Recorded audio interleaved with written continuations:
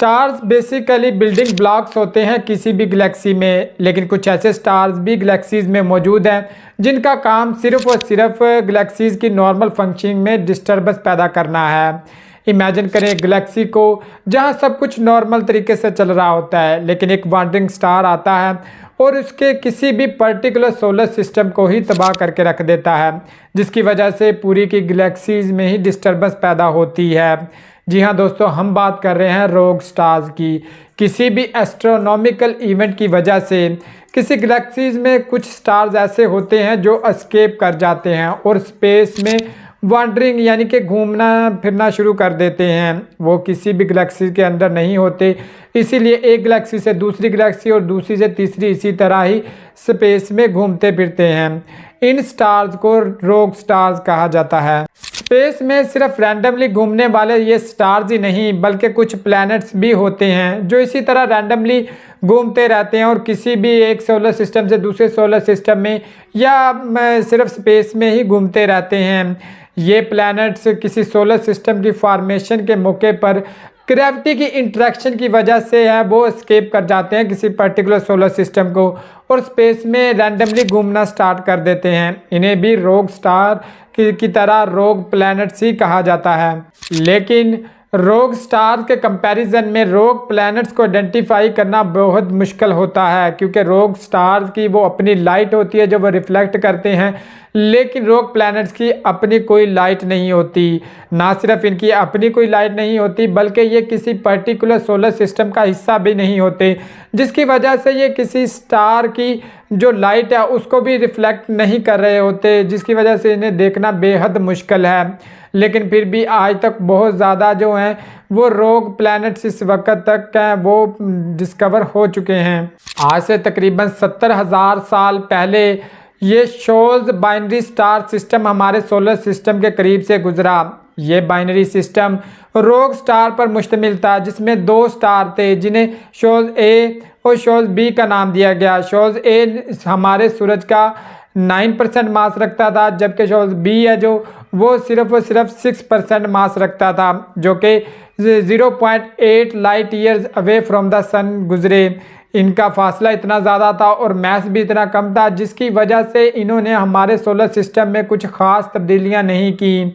लेकिन ये एक वाहिद इवेंट था जिसके बाद कोई और हमने स्टार ऐसा नहीं देखा जो हमारे सोलर सिस्टम के करीब से गुजरा हो, क्योंकि अगर कोई करीब से गुजरेगा या फिर हमारे सोलर सिस्टम में दाखिल होता है तो यहाँ पर बहुत ज़्यादा तबाही आ सकती है। आज तक तकरीबन 700 से ज़्यादा वो रोग स्टार डिस्कवर हो चुके हैं, लेकिन इनमें से कोई भी ऐसा नहीं है जो मुस्तकबिल करीब में हमारे सोलर सिस्टम में आ सकता हो। इसलिए हम ये कह सकते हैं कि पॉसिबिलिटी नेग्लिजिबल है कि हमारे अर्थ को या सोलर सिस्टम को किसी रोग स्टार से कोई ख़तरा लाक हो।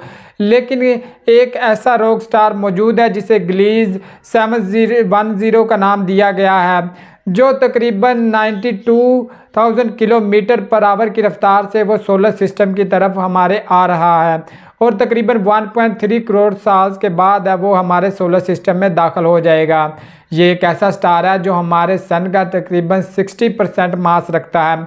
इस वजह से अगर ये हमारे सोलर सिस्टम में दाखिल होता है तो तमाम ऑर्बिट्स के जो हैं हमारे प्लैनेट्स के वो चेंज हो जाएंगे, जिसकी वजह से या तो प्लैनेट्स खुद में टकराएंगे या फिर ये हो सकता है कि कुछ प्लैनेट्स इस स्टार्स के साथ भी टकरा जाएं। ये एक पॉसिबिलिटी है, लेकिन इसमें 1.3 करोड़ साल का एक गैप मौजूद है। इस वजह से हम कह सकते हैं कि मुस्तकबिल करीब में कोई भी रोग स्टार हमारे सोलर सिस्टम की तरफ नहीं आने वाला। इसके अलावा अगर कोई रोग स्टार किसी सोलर सिस्टम में दाखिल होता है तो अमूमन वो अकेला दाखिल नहीं होता।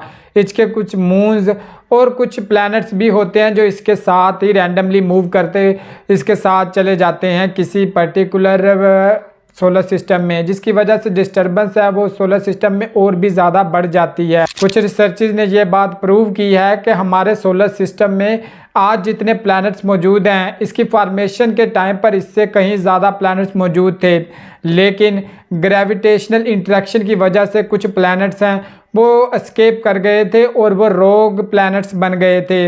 रोग प्लैनेट्स हों या रोग स्टार हों, ये रैंडमली मूव करते हैं किसी भी डायरेक्शन में किसी भी गैलेक्सी की तरफ।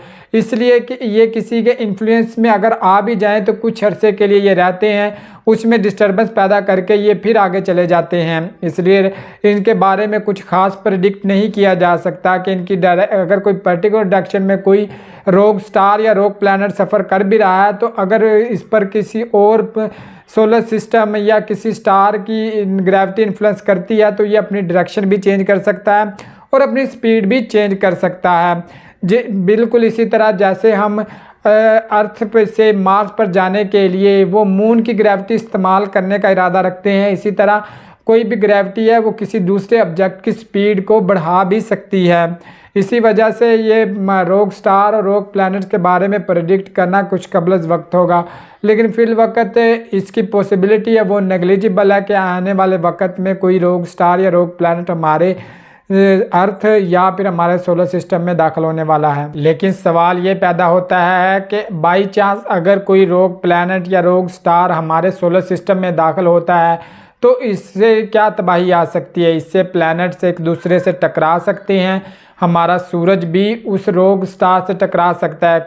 सबसे बड़ी पॉसिबिलिटी ये है कि ये तमाम प्लैनेट्स हैं वो अपने ऑर्बिट्स है वो चेंज कर लेंगे, जो उनके ऊपर लगने वाली ग्रेविटी इन पर असर इस तरीके से असरअंदाज होगी कि इनके ऑर्बिट्स ही चेंज हो गए जाएंगे, जिसकी वजह से जो पॉसिबिलिटी है कोलिजन की वो सबसे ज़्यादा बढ़ जाएगी। और जब भी कोई दो प्लैनेट्स आपस में टकराते हैं तो वहाँ पे लाइफ का तो वजूद नहीं रहता। इसलिए अगर अर्थ किसी और प्लैनेट या रोग स्टार या रोग प्लैनेट से टकराने की पॉसिबिलिटी बढ़ती है तो लाइफ भी यहाँ से वैनिश हो जाएगी।